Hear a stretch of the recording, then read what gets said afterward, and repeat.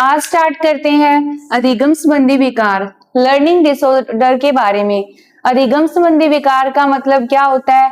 जब बालकों के अंदर सीखने से संबंधित विकार पाए जाते हैं, जैसे छोटे बालकों के अंदर स्नायु तंत्र दोष, उनके शारीरिक या मानसिक दोष, कई प्रकार के दोष पाए जाते हैं, जिसके साथ वो अपने सामान्य लोगों के साथ बात करने में, पढ़ने में और कोई भी कार्य करने में असहज महसूस करता है। ये होते हैं अधिगम संबंधी विकार। इनके अलग अलग नाम है। सबसे पहले आता है डिसलेक्सिया, उसके बाद में डिस्कैलकुलिया, डिस्पेजिया, उसके बाद में आता है डिस्मोर्फिया, डिस्थीमिया, डिस्प्रैक्सिया, डिस्ग्राफिया और हाइपरलेक्सिया। ये सभी अधिगम के संबंधी विकार हैं, जिसमें बालक सामान्य बालकों की तुलना में असहजता उत्पन्न करते हैं या फिर बालकों में दोष पाया जाता है। तो सबसे पहले अपने करते हैं डिसलेक्सिया। डिसलेक्सिया का मतलब क्या होता है? बालकों के अंदर पढ़ने में कठिनाई। अब जैसे बालक सेम लेटर होते हैं ना, जैसे बी को डी, पी को क्यू समझता है, सा को वा समझता है, ठीक है, कैट को कट समझता है, कैट को कट, मतलब बालकों के अंदर पढ़ने संबंधी कठिनाई आती है। बालक कोई भी शब्दों में अंतर नहीं कर पाता है और पढ़ने में कठिनाई उत्पन्न करता है।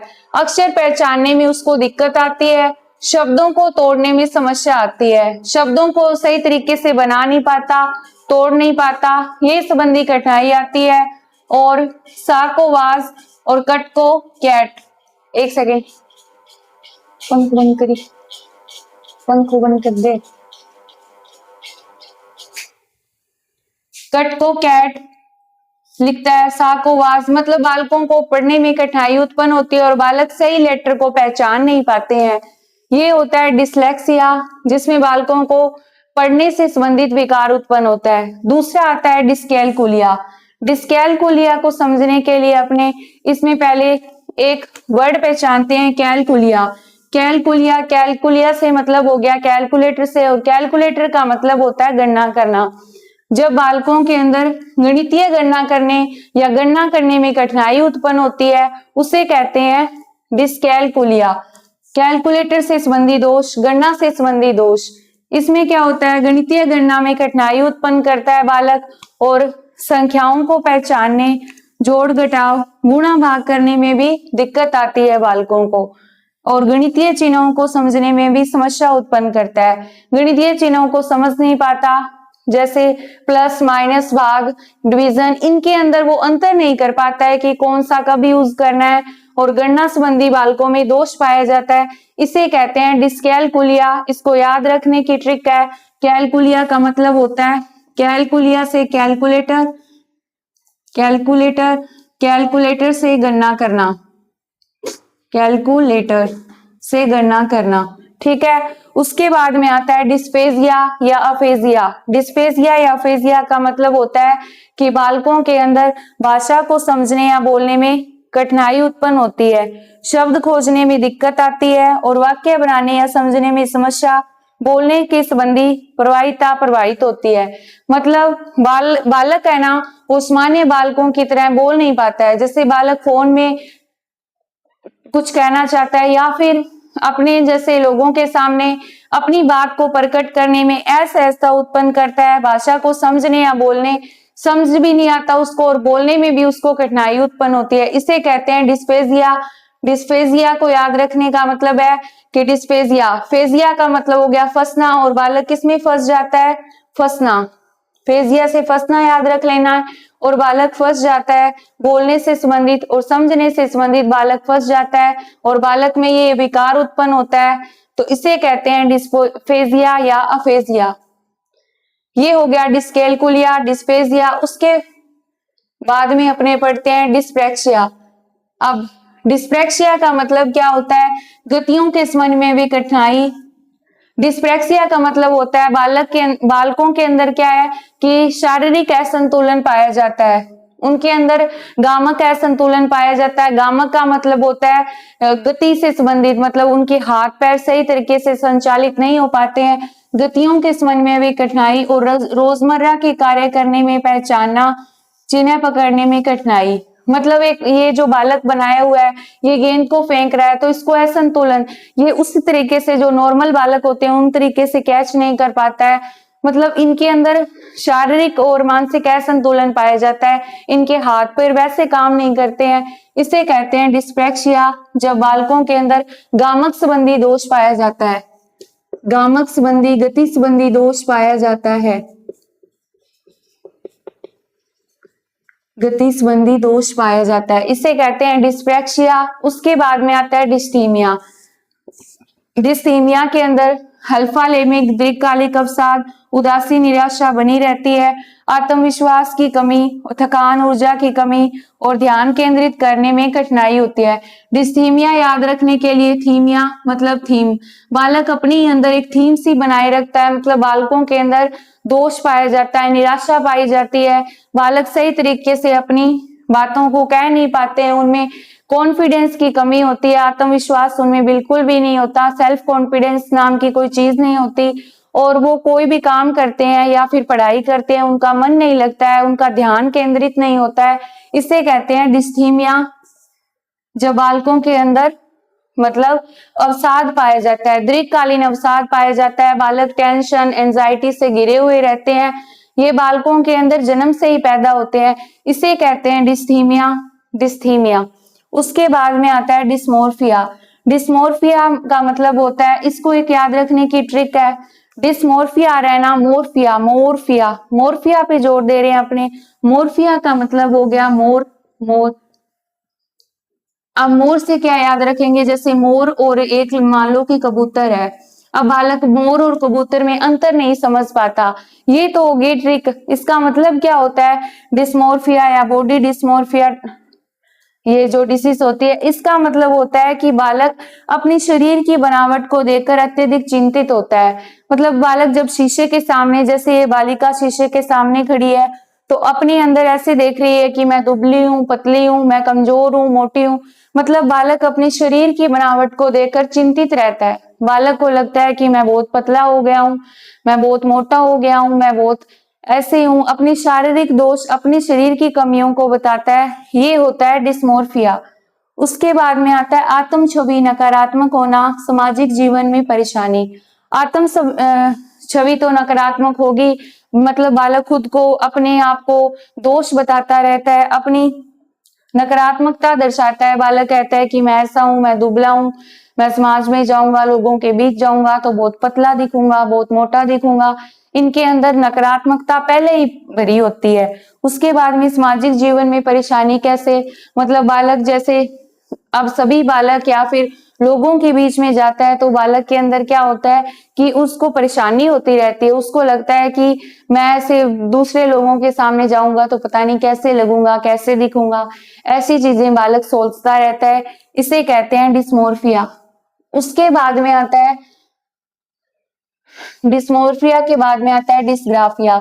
डिस्ग्राफिया याद रखने के लिए क्या ध्यान रखेंगे, ग्राफिया, ग्राफिया का मतलब हो गया ग्राफ से संबंधित, ग्राफ का मतलब होता है लिखना, अब ग्राफ का मतलब होता है जब अपने ग्राफ बनाते हैं, जैसे ये अपनी कोई भी ग्राफ बना रहे हैं, ठीक है, ये जैसे डंडा रेख है, ग्राफ बना रहे हैं तो लिख रहे हैं, एक प्रकार से लिख रहे हैं, ग्राफ का मतलब हो गया छापना, लिखना, तो इसको याद रखने के लिए ट्रिक है, डिस्ग्राफिया का मतलब हो गया लिखना, लिखने से संबंधित कठिनाई, वर्तनी में गलतियां होती है, जब बालक कुछ भी लिखता है, टाइप करता है, कॉपी पेन यूज करता है, या जैसे भी बालक कुछ भी लिख रहा है, अपने टॉपिक के बारे में लिख रहा है, अपने विषय वस्तु के बारे में लिख रहा है, तो बालकों के अंदर कठिनाई उत्पन्न होती है और बालक सही तरीके से नहीं लिख पाता है, उसमें एरर्स पाई जाती है, उसकी बहुत सारी गलतियां होती है जिससे बालक सही नहीं लिख पाता है, इसे कहते हैं डिस्ग्राफिया। याद रखने की ट्रिक है कि ग्राफ, ग्राफ का मतलब होता है लिखने से संबंधित, ठीक है। उसके बाद में आता है हाइपरलेक्सिया। अब हाइपरलेक्सिया का मतलब होता है बहुत कम उम्र में पढ़ने की कठिनाई, अब बालक सही तरीके से पढ़ नहीं पाता है, चीजों को समझ नहीं पाता है, विषय वस्तु को समझ नहीं पाता है, अपने सब्जेक्ट पर ध्यान नहीं लगा पाता, समझने में कठिनाई होती है, असाधारण रूप से तेजी से पढ़ता है, बालक कभी कभी तेजी से पढ़ता है, कभी रुक जाता है, बालकों के अंदर पढ़ने से संबंधित कठिनाई, समस्याएं पाई जाती है, उस विषय वस्तु को समझ नहीं पाता है, इसे कहते हैं हाइपरलेक्सिया।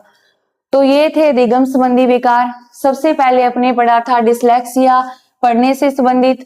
इसमें सिर्फ यही पूछते हैं कि कौन सा विकार किससे संबंधित है। तो सबसे पहले था डिसलेक्सिया का मतलब हो गया पढ़ने से संबंधित।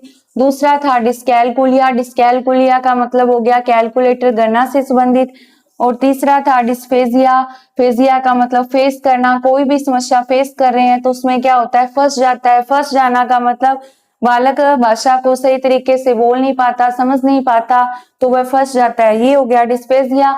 डिस्फेजिया के बाद में अपने ने पढ़ा था डिस्प्रैक्सिया। डिस्प्रैक्सिया का मतलब होता है कि गामक या गणना संबंधी विकार। इसको याद रखने की ट्रिक है प्रैक्सिया। अप्रैक्सिया से अपने पैर को याद रख सकते हैं। और पैर का मतलब क्या हो गया, मैंने आपको पहले भी बताया था कि गामक का मतलब हो गया हाथ पैरों का सही तरीके से संचालन नहीं कर पाना। हाथ ये हो गए और पैर ये हो गए। अब इनका सही तरीके से बालक संचालन नहीं कर पाता है, सही तरीके से कोई काम को नहीं कर पाता है, तो ये हो गया डिस्प्रैक्सिया। और पैर से प्रैक्सिया हो गया। इसको याद रखने की ये ट्रिक है।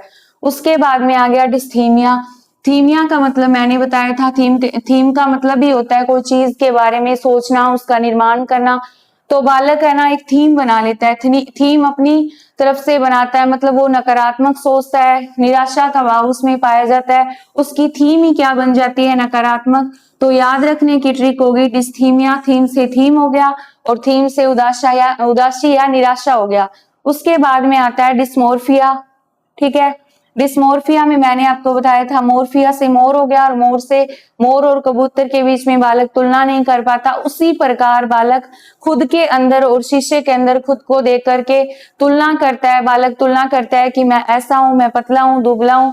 ये हो गया डिस्मोर्फिया। उसके बाद में आ गया डिस्ग्राफिया। डिस्ग्राफिया से मैंने आपको बताया था कि ग्राफ का मतलब हो गया, ग्राफ का मतलब छापना या लिखना। जब अपने कोई भी ग्राफ का काम करते हैं, लिखते हैं, तो ये लिखने से संबंधित विकार हो गया डिस्ग्राफिया। उसके बाद में आता है हाइपरलेक्सिया। हाइपरलेक्सिया का मतलब हाइपर होना, हाइपर जैसे कोई भी काम वाला करता है तो हाइपर हो जाता है उस काम के प्रति। उसमें या तो कभी कभी पढ़ने में कठिनाई उत्पन्न करता है, कभी ज्यादा पढ़ लेता है, कभी पढ़ नहीं पाता है, तो हाइपर रहता है। ये हो गया हाइपरलेक्सिया। ये थे पढ़ने से संबंधित विकार। पढ़ने से संबंधित विकार का मतलब होता है, जो मैंने आपको पहले भी बताया था, कि बालक असाधारण रूप से उन चीजों को नहीं कर पाता है। सामान्य बालकों की तरह बालक पढ़ने में, लिखने में, बोलने में, समझने में कठिनाई उत्पन्न करता है। उसमें शारीरिक और मानसिक प्रकार के दोष पाए जाते हैं। इसे कहते हैं अधिगम संबंधी विकार, लर्निंग डिसऑर्डर्स। तो ये अपनों ने पढ़ लिए अधिगम संबंधी विकार। उसके बाद में अपने पढ़ते हैं आज अधिगम वक्र, लर्निंग कर्व के बारे में। एक सेकेंड, ये मैं इरेज कर रही हूं।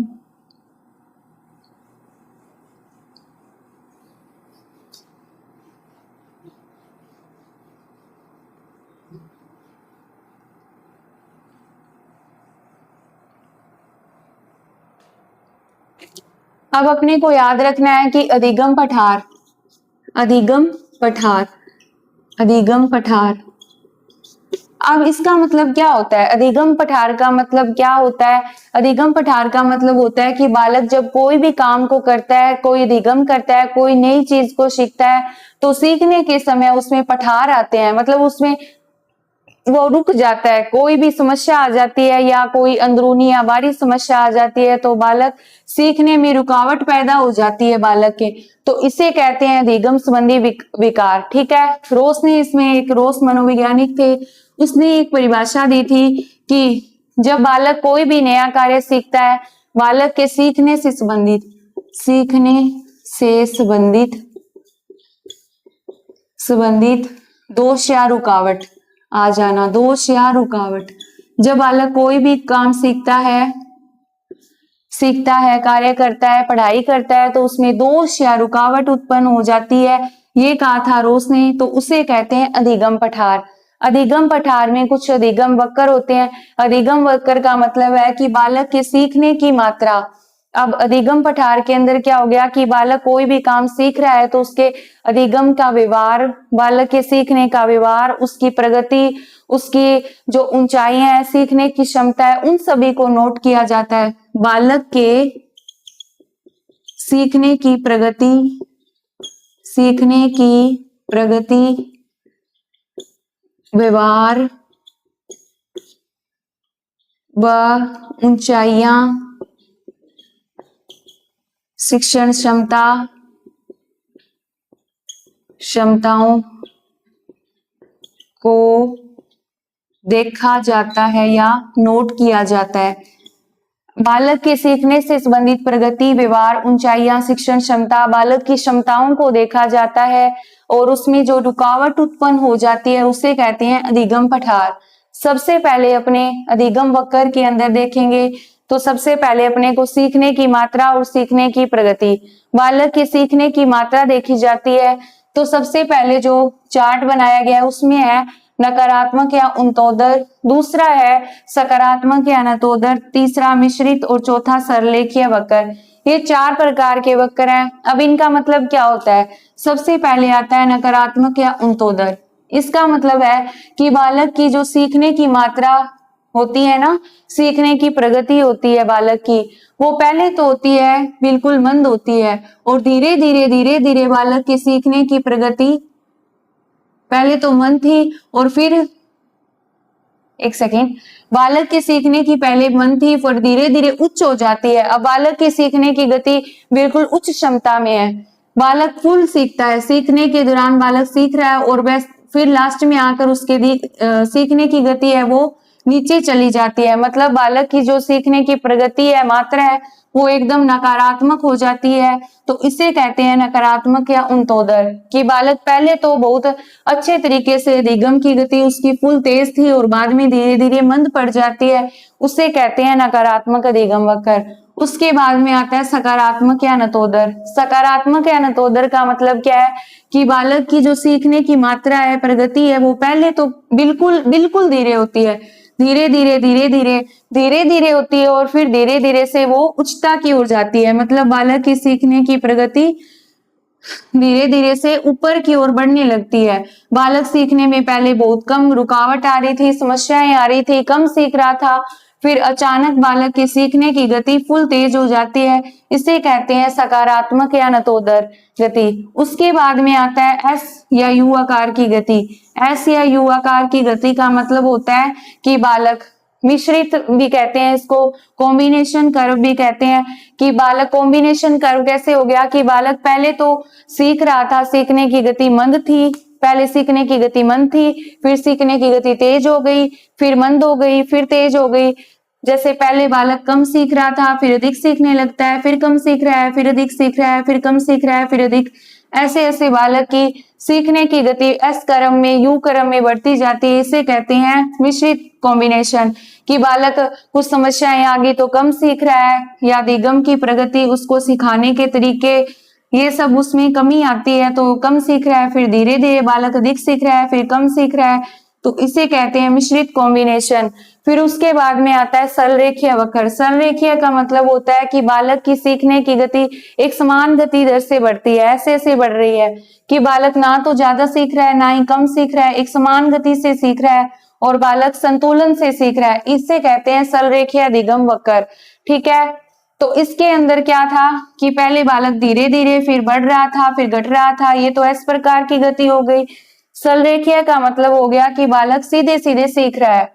तो ये जो अधिगम वक्र है, इसके अंदर अधिगम वक्र क्यों बनाए गए कि बालक को जब क्लास में सिखाया जाता है, जैसे उसमें टीचर से संबंधित दोष भी हो गया, या सही क्लासरूम वातावरण उसको नहीं मिल रहा, टीचर का टीचिंग मेथड सही नहीं है, उसके सिखाने का तरीका, टीचर टीएलएम का प्रयोग नहीं कर रहा, या बच्चे सीखने में कठिनाई उत्पन्न कर रहे हैं, बच्चों में शारीरिक या मानसिक दोष, क्लास में कोई परेशानी है, बच्चों को कोई समस्या उत्पन्न हो रही है, क्लासरूम सही नहीं है, या बच्चे सीखने में रुचि नहीं दिखा रहे हैं, टीचर का पढ़ाने का तरीका सही नहीं है, तो इसके कारण बालक के अधिगम के वक्र चेंज होते रहते हैं कि बालक कभी अधिक सीख रहा होता है अगर क्लासरूम सही है, उसकी कंडीशन सही है, बच्चे का सीखने का मन है, बच्चा उसमें रुचि ले रहा है, विषय वस्तु के प्रति बच्चे की रुचि है, टीचर की भी सिखाने के प्रति अनुकूलता रुचि है, तो बालक अधिक सीख रहा होता है और ये होता है अधिगम वक्र। तो अपने अधिगम वक्र में 4 पढ़ेंगे, सबसे पहले नकारात्मक, दूसरा सकारात्मक, तीसरा मिश्रित और चौथा सरलरेखीय है। अब नकारात्मक को उन्नतोदर भी कहते हैं। उन्नतोदर का मतलब क्या हो गया कि पहले तो बालक उन्नति हो रही थी, बालक की फुल उन्नति हो रही थी और फिर बालक धीरे धीरे उसकी उन्नति गिर जाती है, तो इसे उन्नोत्तर कहते हैं। सकारात्मक का मतलब उन्नतोदर, कमी से उच्चता की ओर, फिर मिश्रित और चौथा सरलरेखीय है। तो ये था अधिगम वक्र और आज अपने पढ़ा था अधिगम संबंधी विकार। Thank you.